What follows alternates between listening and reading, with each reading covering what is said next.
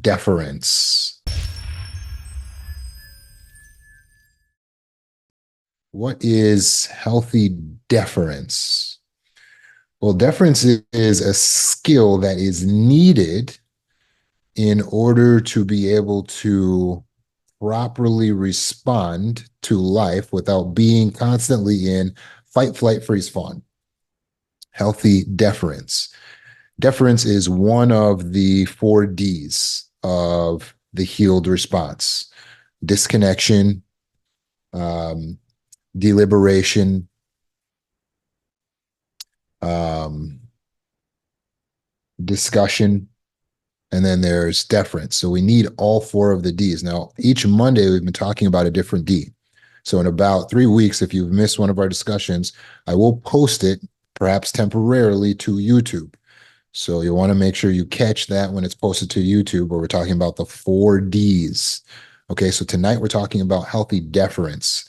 There is a viral video that hit social media that was taken from a surveillance camera inside of a hair salon. And there, a woman was waiting alone with the doors unlocked for her friend to arrive. She's probably on her phone texting her friend saying, okay, I'm on my way. I'm going to be there soon. But in walks a strange man.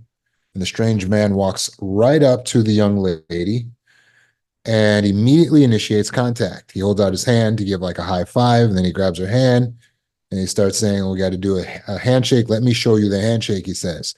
And he starts moving her arm around and telling her to do different things. And so he starts telling her to move her arm up and to reach up and to do this and to do that. Next thing you know, he tells her, stand up, stand up out of your chair. This woman is doing everything he's asking her to do.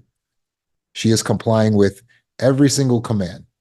Why is that happening? Why is this woman complying with everything that the stranger is doing? Perhaps because she is scared. She finds herself alone. This man has walked in. She doesn't know his intentions. She doesn't know what he's going to do. So far, he hasn't asked her to do something harmful, but his requests are strange, telling her to move her arm in certain ways, making her stand up. It's a lot. It's definitely not a social norm. But being put in this odd situation has this woman wondering, what do I do? And what should we do when a predator starts to pry us and poke us and test us and start to train compliance in us? How should we respond? Well, a lot of the men and women in the comment sections to the social media video, while she's being manipulated and obeying every command, are saying, oh, heck no, not me. I would have told him this. I would have said no. But we don't actually know how we would respond if we're actually placed in a situation. And hopefully you would have the strength to set a boundary. But the reality is, when you're faced with someone who is a threat to you, you might be afraid to stand up for yourself, to speak up for yourself, to use your voice, to set a boundary and potentially upset that person. Isn't that right? You actually might be afraid to speak up. And so if you're in that situation, you need to know how to handle it. If you go on my TikTok, I posted a video that goes into detail about how you can properly handle this situation. I won't go into detail about that situation right now, but I do want to point out to you one skill that's needed in order to be able to handle it properly. One of the reasons we're afraid to say no, that I don't feel comfortable, get out of here, is because we feel that assertion of the self will be very provocative. It will provoke the other person. And we don't want to provoke someone who is potentially a threat to us. When you use the skill, though, of deference, it softens your approach so that you're able to be assertive, but do so in a skilled manner. It makes you less likely to trigger someone when you're setting your boundary. Deference is a game changer. Every survivor needs to learn this.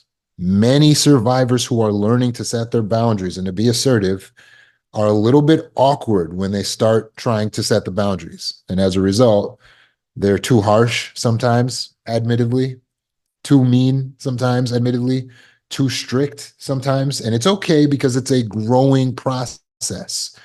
But this is something you need to understand how to express yourself, but to have the right amount of deference, to do so in a deferential manner so that it doesn't provoke the other party or hurt them too much. So let's think about that term. Now, when I say deference, I'm talking about showing respect. Deference is respecting another person. Deference is respect, showing respect for another person. We need deference when we're setting boundaries. We need deference when showing respect for other people's boundaries. We need deference when we are a person in authority at work or in our home. We need deference in everywhere in our life so that we can pull it out as a skill at the right times. Now, it can come naturally to us when you're talking to a police officer.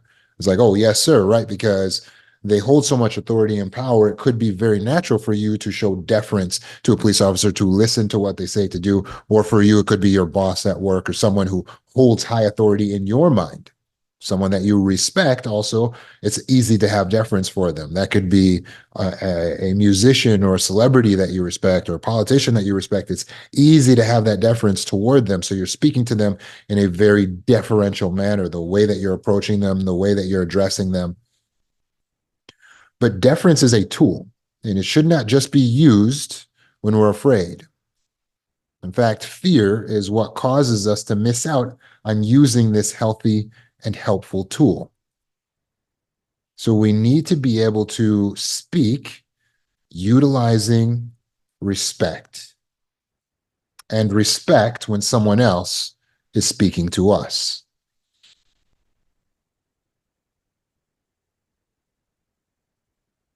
The problem with fawning, which is the trauma response, the extreme deference, is that it shows little regard for yourself. When you have fawn response, you're doing what the woman did in the salon. She went into fawn response and decided, I'm just going to allow him to do whatever he's going to do with me, and I'll do whatever he tells me to do, and hopefully I'll appease him for enough time until my friend comes.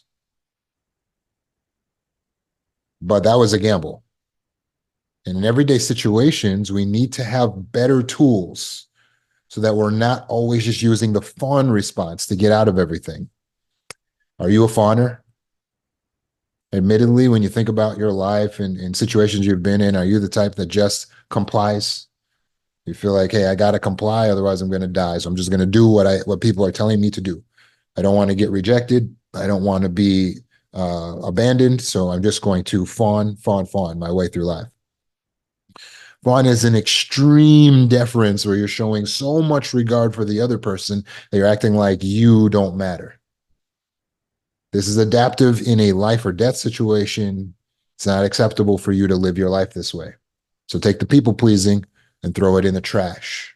We need to learn how to be assertive, how to be well boundaried, how to have the skills of discussion, how to make sure we're deliberating, how to have the skills of disconnection, but to be able to do it all with the proper amount of deference. And that's what I'm going to show you today. With deference, unlike fawning, you're maintaining the self. You're not always taking the loss. With deference, you're maintaining the self. So there's a way to show that regard, that respect for the other person without losing ourselves entirely. This is done out of love or purpose-driven strategy. Fawning is done out of fear. Again, deference is shown out of love for a person or a purpose-driven strategy, where fawning is done out of fear. Deference is a skill that will help us to soften our assertiveness. So how do we do this? Well, again, you might have learned that as a trauma survivor, you're not supposed to say, I'm sorry, when you set a boundary. Or you might be a little too firm or you might feel like you can't use humor when you set a boundary. But that's not the case. So let's take some examples here so I can show you how deference works. Let's say you're at a work meeting and you want to express to someone that you don't like their idea, okay? Because you're the head of this project and people are floating ideas to you, right? May ever been in a situation like that? People want you to do something that you don't want to do. And so before, when you were in fawn response, someone says, "Hey, maybe we should do A, B, and C." And then you go, "Oh, okay. Yeah, I guess." Right? That's fawn response. And now you feel really bad later and angry and resentful later when you're doing the project according to their idea, but this is how you want to do the project. That's fawn response. No more of that. We're at work. This isn't life or death. So when you learn in your trauma healing or in the adapt course, which is my video healing course, you learn how to set boundaries. Or if you go to my boundaries school, which is a TikTok series, you learn how to set boundaries. And then you say, okay, so then setting boundaries would look like this. The person says, "Hey, maybe we should do A, B, or C." And then you say, "No, I'm not doing that." Well, first of all, let me give you credit because you set a boundary. And this is better than being resentful or going home and crying yourself to sleep because you were fawning your way through life. However, it's a little bit harsh in its approach because it lacked the skill of deference. Did you notice that? Did it seem harsh? The person was just floating out an idea. Maybe we could do A, B, or C. And you're just,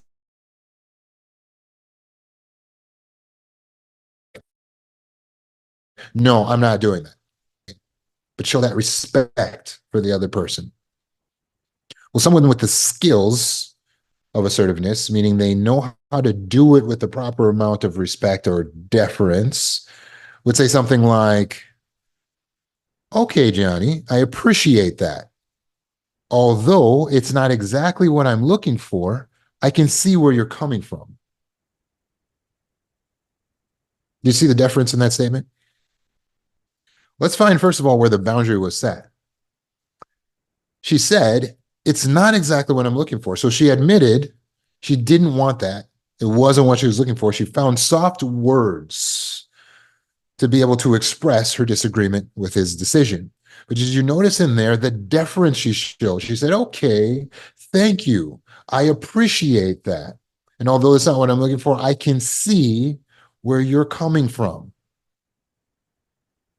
It's by adding in those extra words that we make it more fluffy or fluffingly express ourselves. That's Sherry's word. Sherry taught me that. So we can express ourselves more fluffingly to individuals when we put the extra words in there so that it's deferential. And if it's deferential to the right degree, we can both set the boundary because we ultimately said no, or that we're not totally on board with it. But at the same time, we can spare the other person's feelings. Do you see the value in that? When you have the ability to spare the other person's feelings, then it can make the sting of your boundaries hurt less, which does a couple things. One, it helps them to be able to respect your boundary easier and want to be able to be around you more. Two, it allows you to not have to feel so afraid of setting boundaries because you have a skill in which you can set the boundary without hurting the other person. Did you catch all that? When we have the skill of deference, healthy deference, in the way that we set the boundary, we are now skilled in our self-expression. So we can be assertive and tell a person no, but the way that we're telling them no isn't as hurtful. So now we're not afraid to do it. The reason why we're so afraid to tell people no is because we're afraid we're going to hurt them. And I have to admit, it does hurt when someone sets a boundary on you. I've had people set boundaries on me and it hurts every time. It's painful. It especially hurts when they don't have the skill of deference. So they just say, "No, leave me alone. Don't touch me. Don't say that. I don't like that." And I go, "Oh, oh, ow, ow." Like it's so embarrassing the way they said it, so loud in front of others, or so harsh. It hurt my heart because it made me feel like they didn't see me the right way. They didn't read my intentions the right way. But when someone has the skills of deference, they do it so smooth, you actually appreciate it. And you can appreciate the boundary, and any healthy person appreciates your boundaries. I repeat, any healthy person appreciates your boundaries. We crave to know your boundaries. Because if we don't know your boundaries, then we don't know how to be around you in a way that we can also not be irritating to you. And that's what boundaries are all about, at least the assertion of them. Asserting boundaries is all about helping people around you to learn how they can stay around you without being so irritating to you. Does that make sense? That's what asserting boundaries is all about. And so when you learn the skill of asserting the boundary, which is deference, to do it in a deferential way, now they can handle hearing the boundary, and you're not so afraid to tell the boundary. And now they can learn what they need to do to stop being so irritating. It's going to hurt regardless, folks. It hurts to find out that you're a little bit irritating, but we all are. We all are irritating to someone. None of us are just perfectly smooth to all people. We're all, even if you're just a quiet person, that's irritating to some people. Truly. There are some people like, I'm so irritated by that quiet person over there. They never say anything. There's nothing you can do to not be irritating. So embrace the reality. Embrace the reality. I'm irritating to certain people. You embrace that. So then when you face it, it's not going to shatter your entire life and your entire ego. You'll take the blow, and then you'll show the respect. And that in itself, you showing the respect for another person's boundary, is deference in itself. And we'll talk more about that. But let's get another example of setting the boundary in a deferential way, right? So let's say someone is giving you a nickname that you don't really like, right? You can just say, don't call me that. Oh, but can you see how if they kind of were innocent in their intentions, that could kind of hurt? You see how you can be kind of scared to just say that to someone because you feel like that's going to make them get defensive, or you don't know how they're going to respond, or you just don't want to hurt people, right? But I have to give you the credit. If you stay that, you still set the boundaries. Understand, you're still getting credit for setting boundaries. It's still going to help you to just be assertive and to not be kind about it. It still helps. But ideally, you take this D, this deference, and you use it so that you can be more palatable. So instead, you could say something like, I'm sorry I didn't say this earlier, but it's my preference that you don't call me that. You see how much smoother that is? Not only would that be easier for you to take if you were the person who was giving the innocent nickname, but can you see how it's easier for you to say because you're showing that regard for the person? Did you see in there, first of all, where the boundary was? I didn't just say, don't call me that. But I said, I'm sorry I didn't say this earlier. When I do that, what I'm doing is a technique in which I'm absorbing the blame or the responsibility. This is a technique. It's a strategy. I'm going to take the blame off of you. And the reason I do this is so that you can save face. I say, you know what? It's my fault that you're doing the wrong thing. It's a deference skill. Learn it. You need this to be a good leader, because good leaders know how to take responsibility. You need it to be a good husband, because good husbands know how to take responsibility. Here it was again. I'm sorry I didn't say this earlier, but it's my preference, and then assert the boundary that you don't address me that way. I'm sorry I didn't say this earlier, but it's my preference that you don't address me that way. Now, that flies in the face of a lot of people who think you're not supposed to say sorry, you're not supposed to show that regard, but all of that's wrong. Because when you show that respect, when you show that healthy deference for the other person, it makes it easier for them to absorb what it is you're saying. And this is very embarrassing, by the way, and it could have been in front of people that you had to tell them to stop calling you by that nickname. And now, because you did it in such a way where it allowed them to save face, they're a little less embarrassed. And they have the opportunity to stop being so darn irritating to you. If we don't express, if we don't assert our boundaries, folks, We just have to disconnect from everyone all the time because everyone's going to get irritating at some point, even our good friends. That's not a good formula for life. Then we're cutting off all our relationships and we don't get the benefits of the relationships. So we have to learn these skills. So practice this. Learn to set your boundary, assert yourself, but find a way to say it where it shows that respect for the other person, that regard for the other person. That although it's not exactly what I'm looking for, I can see where you're coming from with that. Oh, that wasn't too bad. I feel you on that, but I do have to say, right? I'm sorry I didn't say this at first, but moving forward, this will be my preference, right? Let's say your friends want to go out and do something, they want to go to the next bar, you're done, right? You just learned your boundaries, so you're like, no, I don't feel comfortable with that. Okay, it's good. You set your boundaries. Again, you're going to live a happier, healthier life if you just set boundaries. So even if it's imperfect, that's fine. But can you see how it lacked the deference for the other people? Whereas if you said instead of just, I don't feel comfortable with that, or I don't want to go there, can you see how you say, if you said instead, I want you guys to have fun. And so do what feels good for you. But on this one, I think I'd like to sit this out. Well, for me, this isn't my cup of tea. Or that next activity for me isn't my type of thing to do. But again, I want you guys to do your thing and have fun. That's actually a cool idea. Again, I'm commending them. That's a cool idea. I don't see anything wrong with that. That's just not a me thing to do. Or I don't think I'm really into that. I don't think I'm really feeling that. Do you have to get it perfect?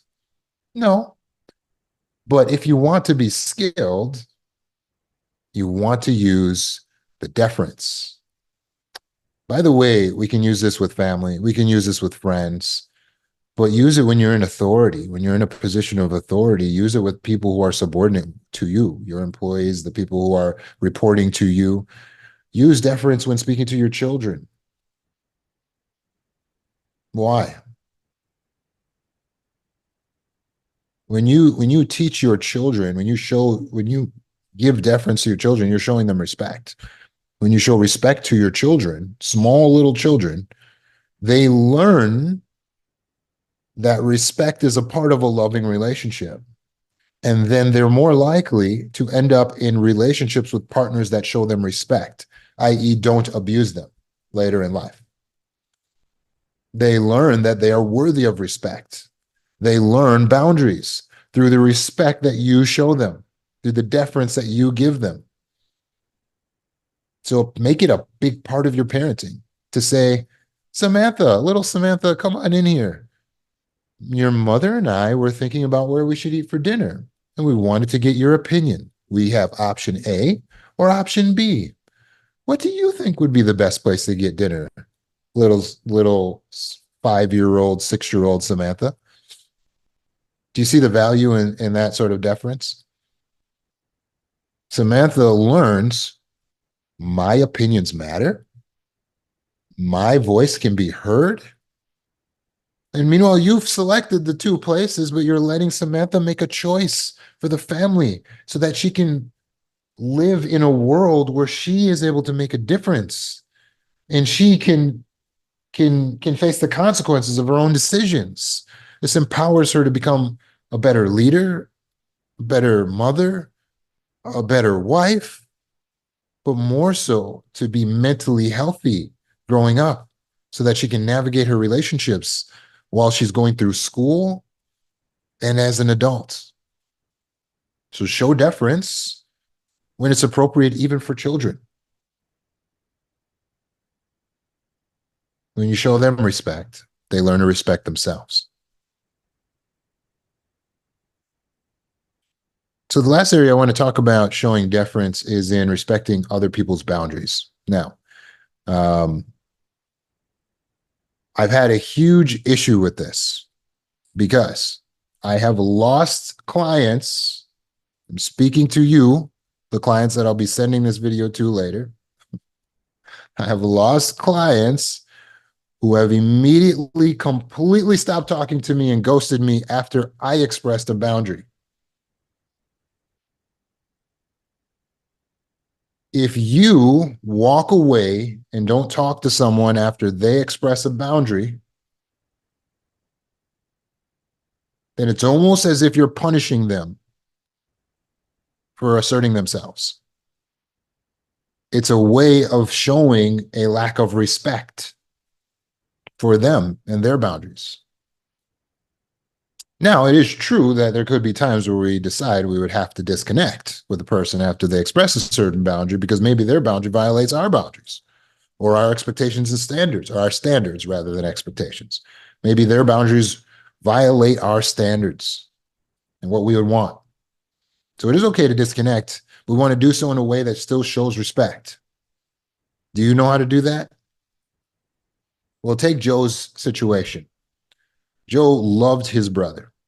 And so he was on his phone with his brother one day, and they're just talking, they're shooting the breeze. And Joe, like he often does, being the more sappy, loving one in the relationship, Joe says to his brother at the end of the call, "I love you." And his brother gets upset. His brother John goes, "Oh, stop saying that. You're always saying that. I don't like that. Please don't tell me you love me. I don't like that."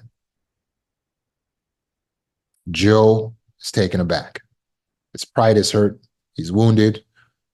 Most of all, John didn't even express it in a way that showed healthy deference. He's kind of mean about it. Joe has nothing but the best intentions. So what should Joe do? What would you do if that happened to you? Option A, feel wounded or upset and fight against the boundary, disrespect the boundary, say it again anyway, walk away so that you stop calling him and not talk to him anymore because your feelings are hurt? Or would you B, completely respect the boundary, totally make whatever changes you needed to make so that you can continue to have your loved brother in your life?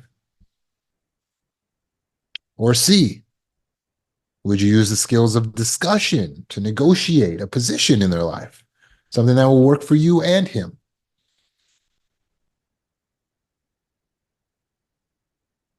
You're basically faced with those three options when someone sets a boundary on you. You can A, get upset and disrespect their boundary by never talking to them again or by fighting with them over it. By the way, that's fight and flight. Or you can completely respect the boundary and make the change necessary. Or you can use the skills of discussion and negotiate with the person respectfully, with deference, to negotiate a position in their life. And the healthy answers are B and C. The unhealthy answer is A, getting upset, taking it personally, saying, "I'm not going to talk to them again." And if it's your therapist, cutting off the entire program, not doing your healing videos, not watching the YouTubes, not watching the TikToks, not coming to the meetings, not listening to the lives, cutting all of it off is the unhealthy choice. It is toxic and it needs to stop because you're hurting yourself. Also, you're hurting me because when you walk away, not only are you losing access to all of the wonderful resources that I'm providing, I lose access to you. And for what? Because I had a boundary?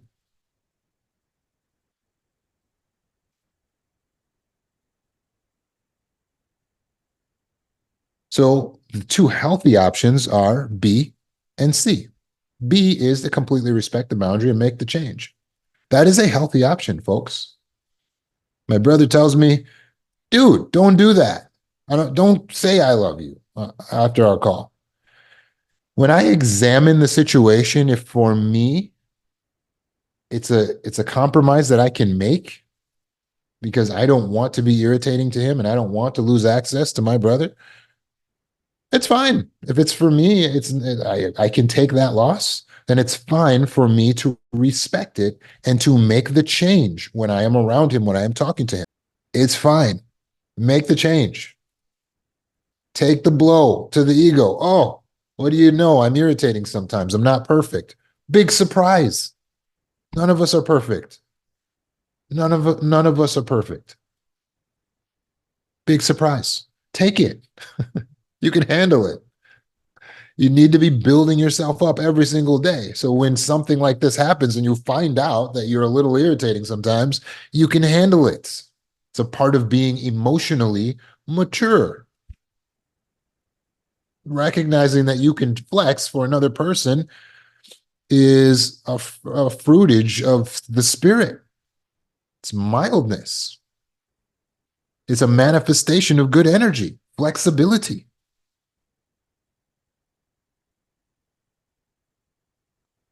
But there are times when what someone's asking you feels a little too much.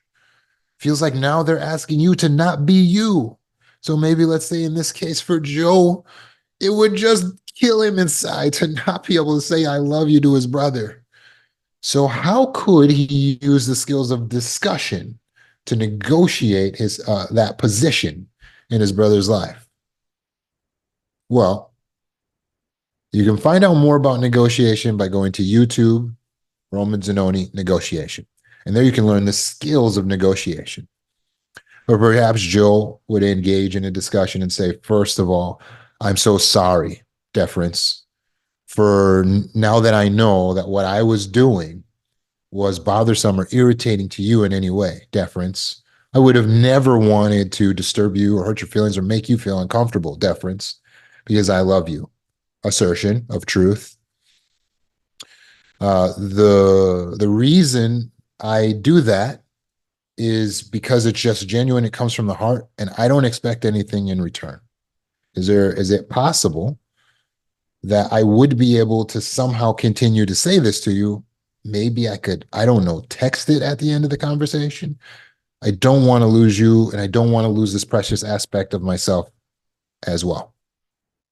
If the brother is reasonable, if he is a flexible person himself, if he is not toxic and he's healthy, he may engage in this negotiation and say, thank you for acknowledging my position in the way that I feel. I guess I can be a little bit sensitive sometimes. This is now him recognizing that he's not perfect.